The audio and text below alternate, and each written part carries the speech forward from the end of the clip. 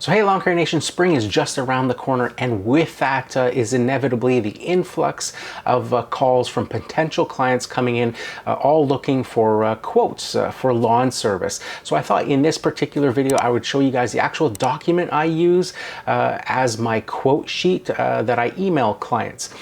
So before we get into going over the actual document, just a little bit about how I do my quotes. So over the years, I have refined the system of doing quotes, and over the past few years especially, I have really focused in on having clients go to my website and fill out a form to request a free estimate. And on that particular form, it collects their information, their name, phone number, their address, and it has a couple of questions that they answer that specifically gives them the ability to give me permission to show up to their property unannounced when it's convenient for me to be able to provide them with that estimate.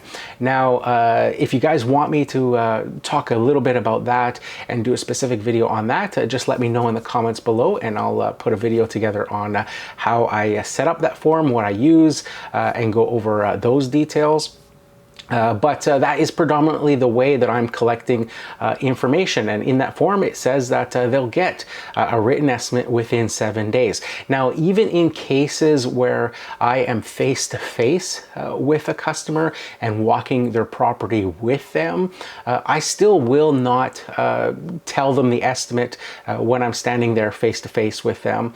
I always tell them that I will email them the estimate later on in the evening. Now, the reason I do this even when I'm face to face is that it allows me more time to process sort of my thoughts around that estimate and what I truly think it's going to cost, without feeling pressured by time or wasting or taking up too much of a customer's time, having the customer talking to you and asking you other questions while you're trying to process that information of what it's going to cost to do that estimate. And I found ever since I started doing this that I'm much less likely to underbid a particular job. So the other reason I do that is that the estimate that I send also includes all of the terms of service for my business, all of the things that the customer needs to know for certain scenarios that will happen throughout the course of the season. So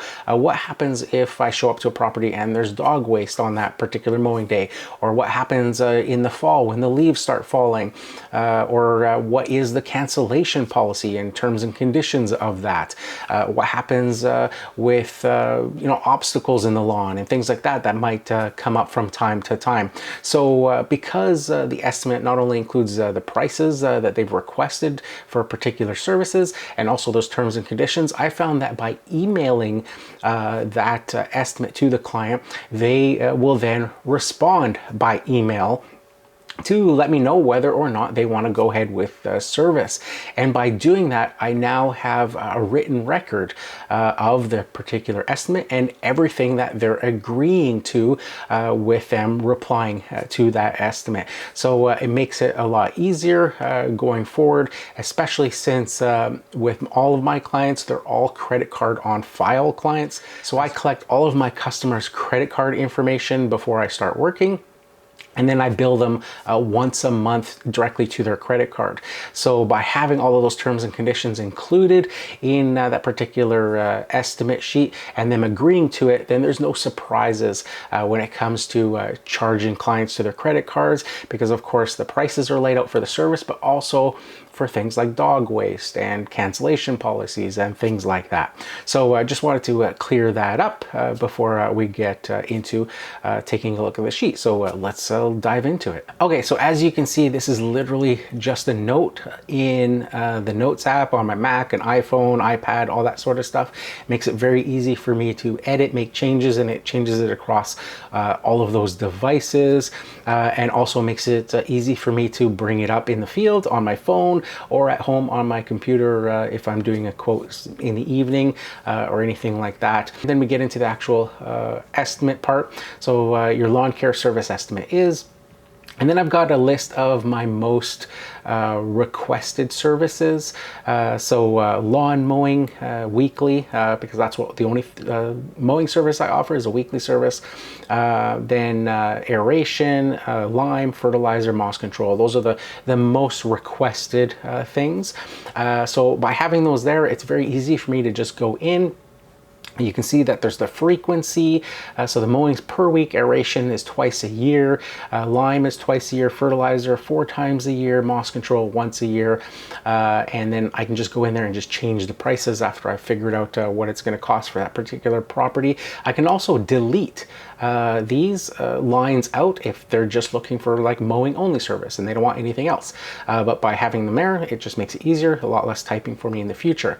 I include an edging service if lawns or edges are severely overgrown, that I might want to charge extra. To do like a blade edging the first time to clean up the edges. That wouldn't be included in sort of the regular weekly service. Once I do the blade edging and have it done, then I maintain it as part of the weekly lawn mowing price. But this is basically for those severe overgrown lawns or edges. And again, this is something that I can delete if it doesn't apply to that customer. And I have that little note there that says if you'd like the driveway and curbs in the front yard blade edged, there's a one-time fee per year for edging, see above, and then the edges are maintained as part of the mowing each week. And then a little note there that says the quote is based on the physical size of the lawn to be mowed, as well as the amount of trimming that needs to be done around the perimeter, around obstacles such as trees, flower beds, and decorative items, etc. So that's pretty much sums up the actual estimate part of it, what it's going to cost to mow. But as you can see, there's a lot more, and that's where we get into those terms of service. So the terms of service basically says the quoted price is based on a weekly cut in the spring and fall, then bi-weekly in the summer months at our discretion if the lawn's growth slows down. The service includes mowing, trimming, and blowing off any grass clippings from your driveway, patio, and sidewalks. Grass clippings are put in your green organics bin for the city to pick up on garbage day. All services are billed once per month to the credit card, to your credit card, Visa or MasterCard in quotations there. Please note that for us to be able to quote a set mowing price that does not fluctuate throughout the year, bi-weekly mowing is the minimum service level required in July and August to balance out the extra time it takes to mow during heavy growth periods in the spring and fall. Please ensure all animal waste is picked up prior to your regular scheduled mowing day to avoid a $15 minimum animal waste surcharge. Also, please ensure that items such as garden hoses, kids' toys, etc. are also off the lawn as well. Next, it says, please note we do not move trampolines. It is the property's owner's responsibility to move trampolines or play structures, furniture, hoses, or anything else that is needed. Otherwise, they will be mowed around. All lawns with leaves in the fall will have a minimum $15 leaf cleanup surcharge added each week to offset the additional time required to mow. This leaf cleanup surcharge may be more at our discretion for lawns that are larger, i.e. corner lots, or lawns that have substantially more leaves than the average lawns. And then one that I recently added a couple of years ago is a cancellation policy. So my cancellation policy says, due to the seasonality of lawn care and the fact that the vast majority of calls come in the spring, together with a limited availability on the schedule, there will be a $120 early cancellation fee charge for clients who cancel service prior to October 31st. There's no cancellation fee for clients who cancel in the off season, or for clients who put properties for sale mid-season, as long as the property is sold and we are servicing the property up to the transfer date. And then I added also please note all quoted prices are subject to an additional $2 fuel surcharge per visit or service at our discretion when fuel prices are above $2 per liter on the service day. So I'm in Canada, fuel is per liter. And then I put in there, acceptance of this quote is also acceptance to the terms and services listed above. So they know the deal there, that once they respond to that email and they're saying to go ahead, that all of these terms and conditions apply. So if I show up and there's dog waste on the lawn, I automatically can then charge them that $15 minimum surcharge because they've agreed to it. Also, all of the other, sort of policies there. When the leaves start falling, all that sort of stuff, I can automatically add a leaf surcharge there, and I don't have to worry about it. I can charge their credit card, and they know that's what's to be expected. Of course, there may be times they might be surprised by it and not be thinking about it, but and there's been a few cases where clients have come back to me or asked me about something, and I just refer them back to, this is what was on your original quote that you agreed to. Sort of I mentioned, and then they're like, oh yes, okay. They reread it or whatever, and they're like, okay, that's fine. So a lot of times just them forgetting that they've agreed to that it was all there in writing. End it with, please feel free to contact me with any questions. Also, if you'd like to go ahead with the service and to be put on the schedule, just let me know, and we can arrange to meet so I can get an imprint of your credit card. And then it just says, thank you for your interest in Cloverdale Mowing, and then my name, and then a link to the website if they want to go there to get more information.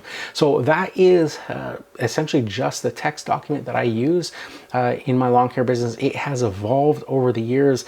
Initially, it was just that top section with just the quoted prices and stuff. And then about 5 or 6 years ago, I started to add the terms of service to that.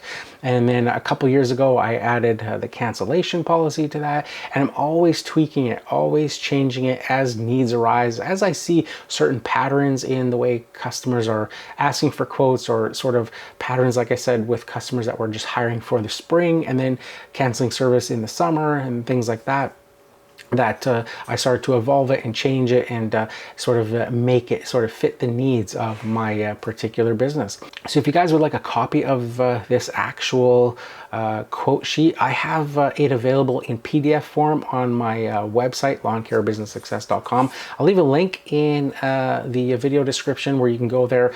You can download it for a nominal fee. If you don't want to pay for it, then just go through the video here, pause it, and just type it out, copy it out word for word, or however you want to do it that way. But if you do want to purchase it, do you want to support the channel, then it's available there. You can download it, just copy and paste it into your own documents and tweak it and make it work for however you want. So let me know in the comments below if you guys use something similar to this in your lawn care business, if this is sort of how you quote, if you do it by email only, and how you go about it. So that's it for this one, guys. Here's to wishing you guys all overwhelming success and freedom in your lawn care business. Bye for now.